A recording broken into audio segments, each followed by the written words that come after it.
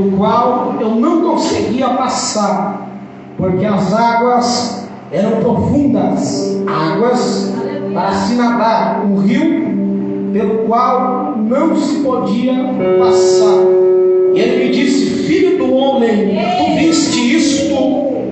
Então ele me trouxe e me fez retornar para a margem do rio. Ora, quando eu havia retornado, eis que na ribanceira do rio havia muitas árvores, de um lado e do outro lado. Então ele me disse: estas águas saem em direção à nação do leste e desce para dentro do deserto e vai para dentro do mar, que sendo levadas ao mar, as águas serão curadas.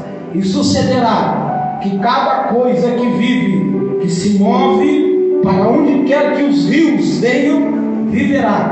E ali haverá uma grande multidão de peixes, porque estas águas chegarão lá, porque serão curadas, e cada coisa viverá por onde esse rio vier. Levante a sua mão para o céu e diga assim: Senhor Jesus, fala conosco através da tua palavra. Pode tomar teu assento, mas não esqueça de bater palma da glória ao nome de Deus. Porque eu ouvi dizer que ele que merece ser adorado. Eu ouvi dizer que ele que merece ser glorificado. Então nesta noite vamos glorificar aquele que merece glória. Vamos adorar aquele que merece ser adorado.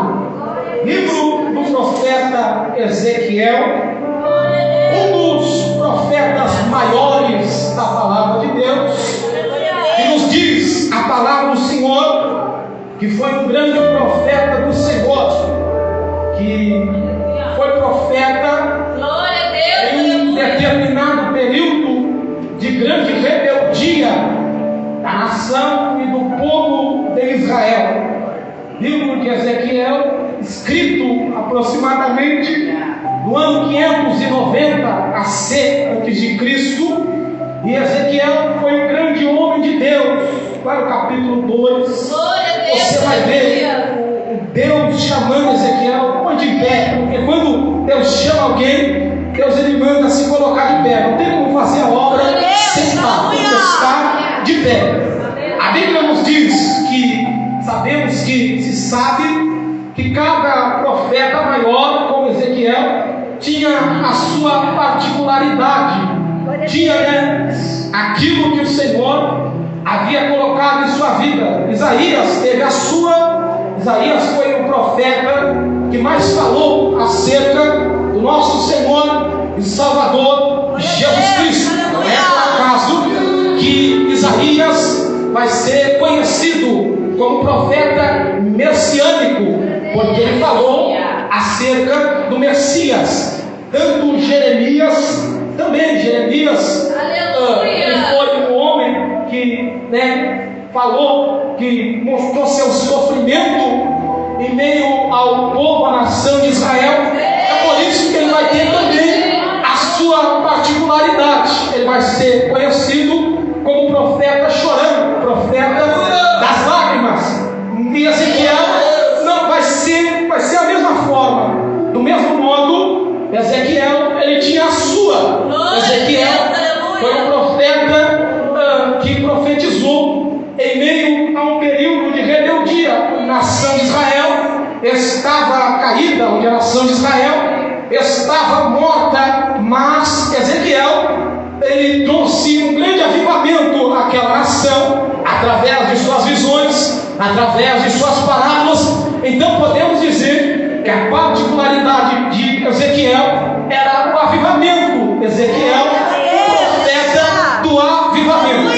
Ezequiel, o profeta que falava aquilo que Deus mandava, não aquilo que a igreja queria ouvir, porque está cheio de gente que está acostumada a falar o que a igreja, que o povo, que o jovem quer ouvir, e não são capazes de falar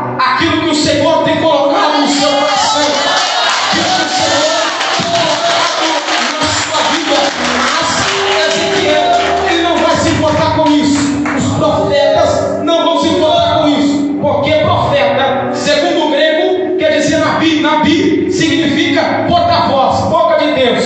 E o profeta é um boca de Deus, é um porta-voz dessa terra. E ele tem que falar o que o Senhor manda, ele tem que ordenar o que o Senhor ordena. E o Senhor falava para Ezequiel, o Senhor dava visões profundas a esse profeta. O Senhor falava de uma forma tremenda, de uma forma poderosa. No capítulo 2, você vai ver o Senhor chamando Ezequiel, põe-te em pé. Ezequiel, ele não vai pensar duas vezes, ele vai se colocar de pé, porque ele sabia, Ezequiel, ele vinha de uma família sacerdotal, e Ezequiel estudou, aleluia, estudou, aleluia, o ofício sacerdotal, e durante o seu estudo sacerdotal, Ezequiel, ele vai para o exílio, durante, aleluia, a sua caminhada, a sua jornada, Ezequiel vai para o exílio, e no exílio o Senhor vai chamar Ezequiel para ser profeta, e a Bíblia diz que então Ezequiel vai ser tanto sacerdote como profeta do Senhor. E Ezequiel, esse profeta, o profeta do avivamento, capítulo 1 ao capítulo 32,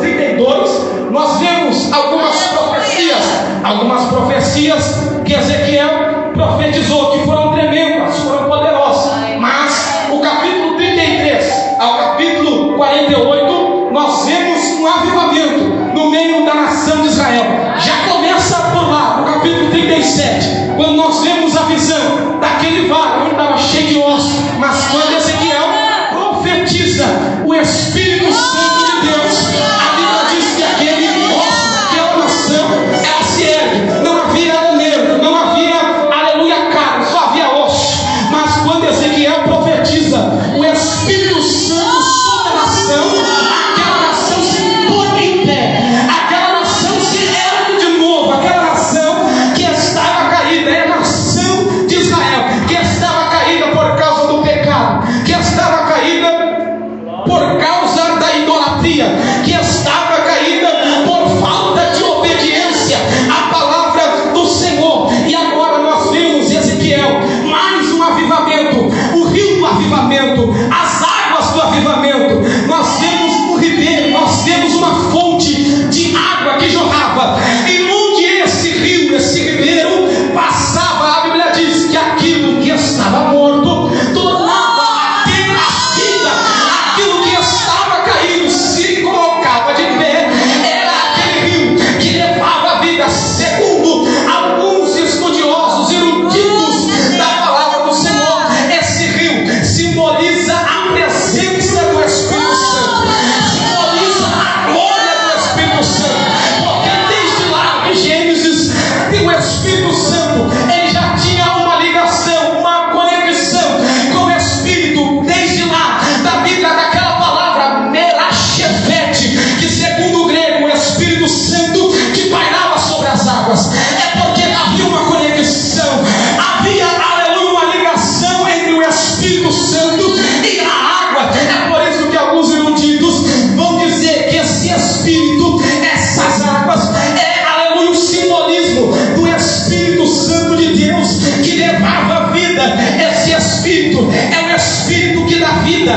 Esse Espírito é o Espírito que quando entra, ele reergue. Pode estar desanimado, pode estar enfraquecido, mas quando o Espírito Santo entra, ele começa a adorar ao teu favor. Quando o Espírito Santo ele entra, pode estar cansado, mas recebe a animação do Senhor, porque o Espírito Santo, ele é aquele Espírito que aviva. O Espírito Santo é aquele Espírito que dá graça, é aquele Espírito que bota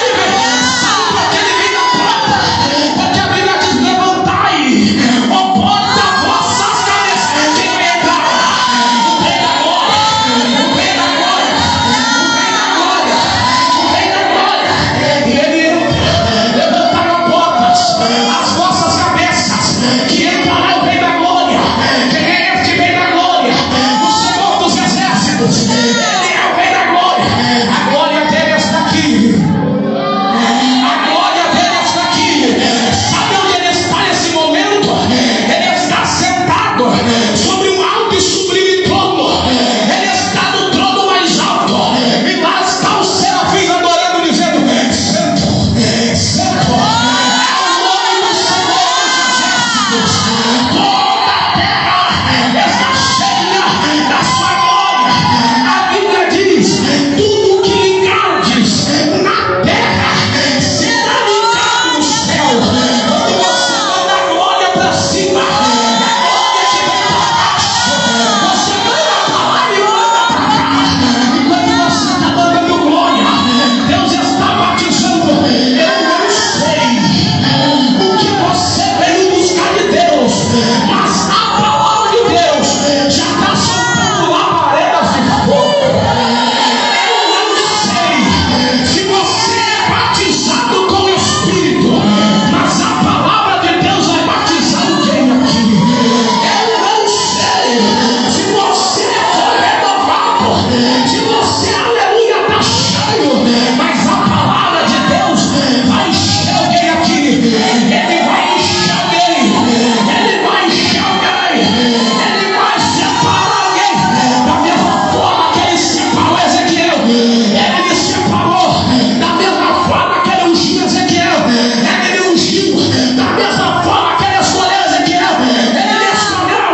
Alguém está olhando e está dizendo: você não é nada, você não vai conseguir. Satanás orou e disse: eu vou parar o ministério dele, eu vou parar o ministério dela, eu vou impedir ele, eu vou fazer ele parar. Quem vai parar é Satanás. Quem vai parar é a igreja segue avante. A igreja segue avante. A igreja segue avante. Cadê a igreja? Cadê a igreja?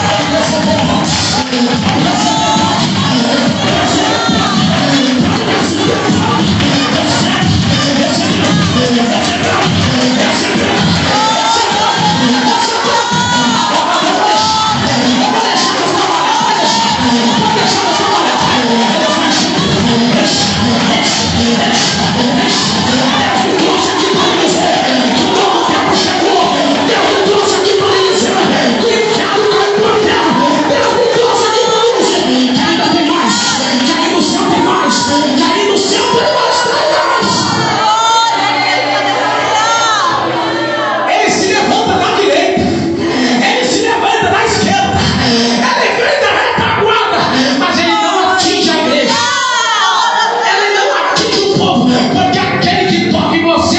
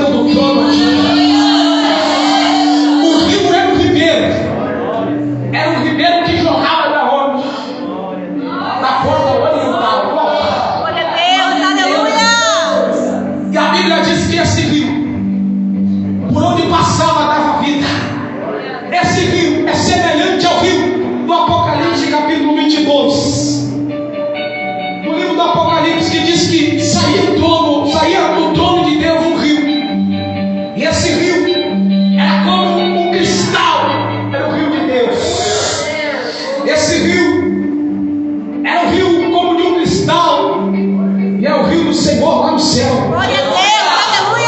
Esse rio é o mesmo rio de Ezequiel, é o rio que dá vida, porque o rio do Apocalipse é o rio do símbolo do Espírito Santo, e o que simboliza também as águas da visão de Isaías. Não é a água física, mas é o Espírito Santo que dá a vida. E nessa noite o Espírito Santo ele está aqui. Nessa noite você está com